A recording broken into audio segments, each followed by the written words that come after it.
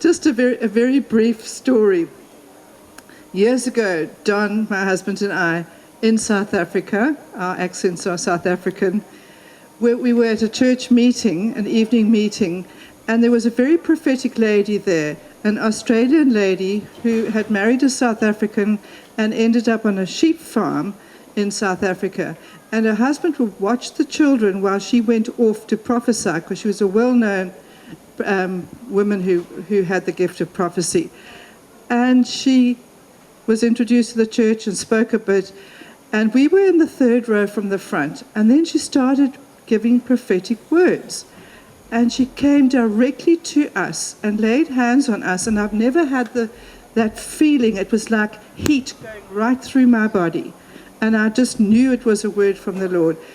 She prophesied and said quite a lot of things, and after she'd been speaking for maybe a minute, somebody came up and recorded what she said, gave us the recording, and I transcribed it so that I could keep it and put it in my journal.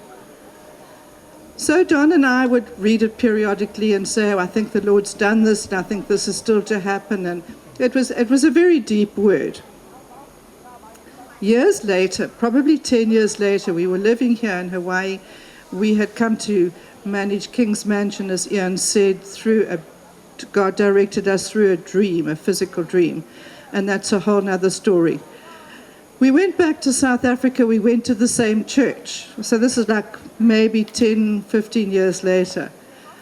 And after the sermon, we're just talking to friends, and this lady comes up to us, a different lady, and she said, do you remember that prophetic word?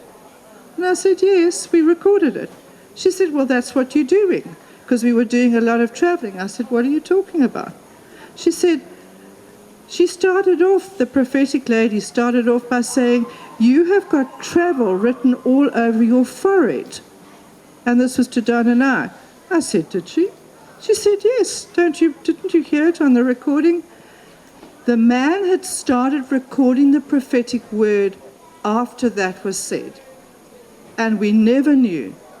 And so 15 years later, when we had traveled to Hawaii and back to South Africa, and Hawaii and back to South Africa, we hear that we have travel written all over our foreheads. And it was so funny, because I just felt it was like, well, God, you said that, but we didn't know. And now we're actually walking in that. And now we're like 35 years down the road, and we're still traveling non-stop.